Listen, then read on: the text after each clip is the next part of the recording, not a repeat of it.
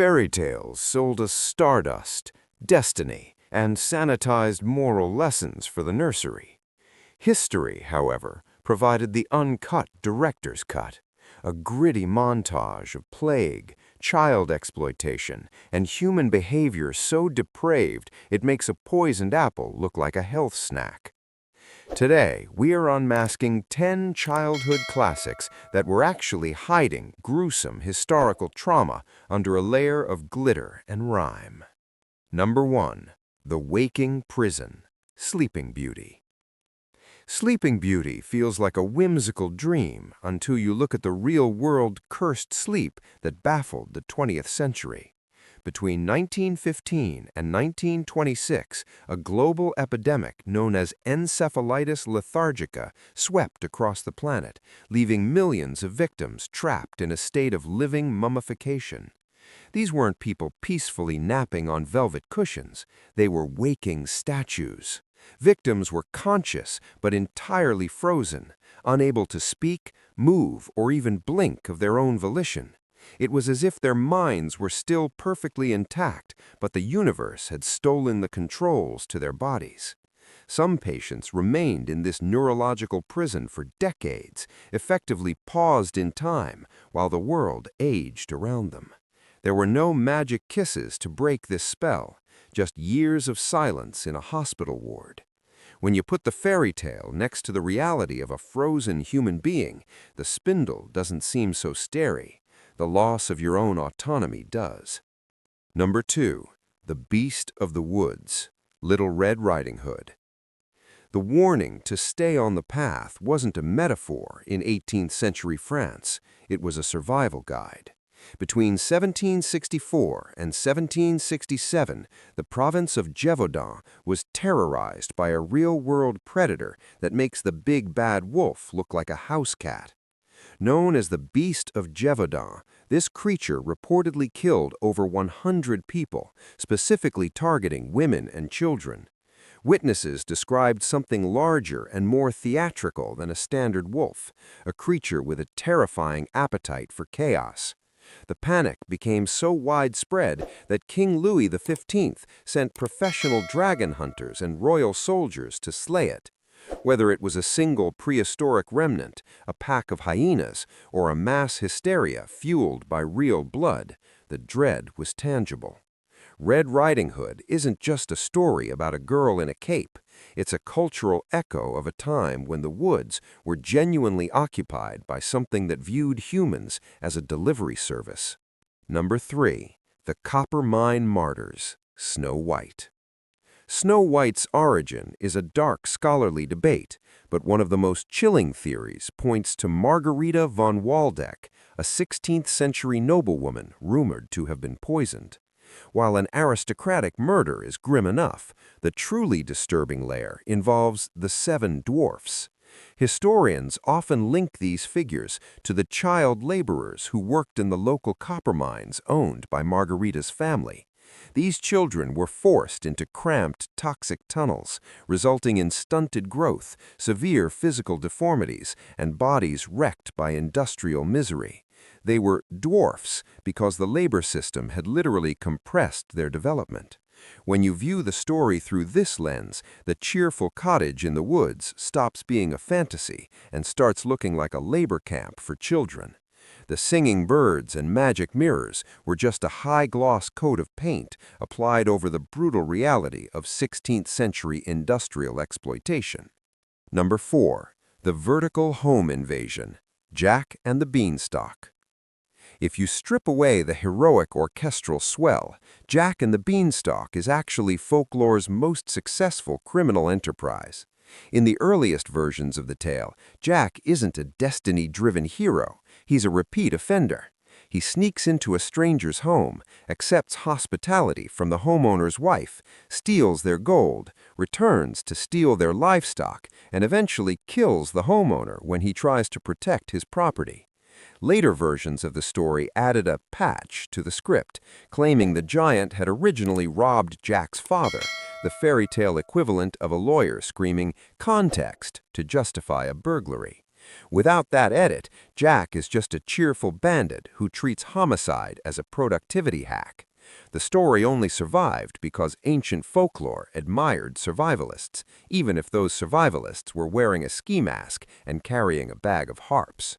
Number 5. The Chemical Tea Party, Alice in Wonderland. The Mad Hatter wasn't a product of Lewis Carroll's imagination. He was a walking medical disaster. In the Victorian era, mad as a hatter was a literal occupational hazard. Hat makers used mercuric nitrate to turn fur into felt, often working in steaming, unventilated rooms. Prolonged exposure to mercury led to erythism, a condition characterized by tremors, slurred speech, memory loss, and extreme irritability. Alice's Tea Party isn't a whimsical display of nonsense. It's a representation of a nervous system being systematically destroyed by heavy metals. Society wanted stylish top hats, and they didn't particularly care if the workers lost their minds to provide them. When you realize the Hatter's eccentricity was actually a terminal industrial illness, the Tea Party stops being funny and starts feeling like a workplace safety violation that accidentally became literature. Number 6. The Lion of Mali, The Lion King. Disney's The Lion King is often cited as a remake of Hamlet, but its bones belong to a much older, much bloodier African epic, the life of Sundiata Keita. Sundiata was the 13th century founder of the Mali Empire, and his life story hit every beat of the movie centuries before animation existed. He was a prince born with a physical disability, mocked by his family, and driven into exile after a violent coup. Sundiata eventually returned with an army to defeat the sorcerer king who had usurped his throne, reclaiming his title as the Lion of Mali.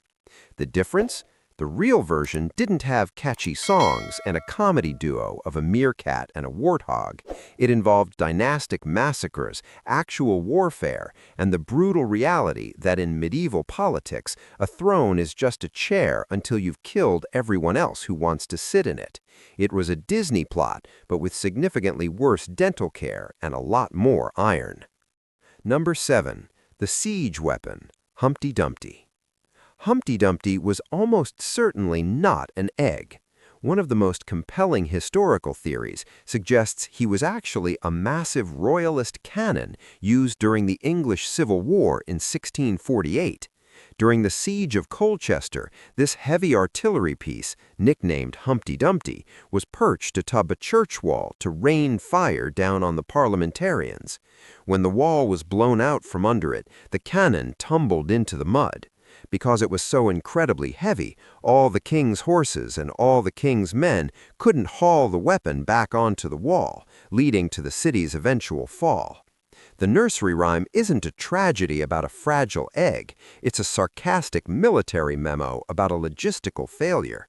It transforms history's biggest faceplants into a children's song, proving that history's biggest faceplants eventually get rebranded as nursery nonsense. Number 8. Middle-class panic, Goldilocks. Goldilocks didn't start as a cute girl with blonde ringlets. She began as a foul-mouthed old vagabond. In the original 19th century tellings, the intruder was a rude, ugly stranger who broke into a private home, ate their food, and treated basic boundaries as a personal insult. This version reflected a deep-seated social fear of the unwanted wanderer, the outsider who brings chaos into the domestic sanctuary. The story was essentially a home security pamphlet disguised as a fable. Authors only changed her into a young girl later on because she was more marketable and looked better in illustrations. However, the skeleton of the story remained the same, a warning that your private world is vulnerable to anyone who decides your locks don't apply to them. It's porridge and beds on the surface, but underneath, it's pure 19th century middle-class paranoia. Number 9. The Aristocratic Butcher, Bluebeard. The legend of Bluebeard, the man with a secret room full of murdered wives, becomes significantly more horrifying when you link it to Gilles de Rais. A 15th-century French nobleman and comrade in arms to Joan of Arc, de Rais was a national hero before he was revealed to be one of history's most prolific monsters. He used his wealth, status, and military glory to hide the fact that he was kidnapping and murdering hundreds of children within his castle walls. The core terror of Bluebeard isn't the forbidden key. It's the realization that power can hide atrocity behind silk curtains and good table manners. History is full of pillars of society who remained respectable right up until the cellar door was finally kicked open. Bluebeard is a reminder that a villain in black armor is easy to spot. It's the one with the title and the fortune you have to worry about. Number 10. The Famine Logic. Hansel and Gretel. Hansel and Gretel is perhaps the most honest fairy tale ever written because it captures the absolute moral collapse of the Great Famine of 1315. During this period, Europe was hit with relentless rain and crop failure so severe that society's most basic instincts began to fail. Reports from the time describe parents abandoning children they could no longer feed. And in the darkest corners of the continent, there were documented cases of infanticide and cannibalism. The story of parents leading their children into the woods to die isn't spooky setup, it's famine logic. It is the cruel mathematics of a world with zero food. Even the witch's gingerbread house is a dark psychological detail. When you are starving to death, even your nightmares are made of bread. The tale survived because it remembers a time when hunger turned home into a battlefield and morality became a luxury that no one could afford. We tell these stories to children to prepare them for the world, but we cut out the parts that actually happened to keep them from having nightmares. The irony is that the real history is always more fascinating than the magic. We don't need dragons or spindles to explain tragedy. We just need a hungry winter or a greedy king.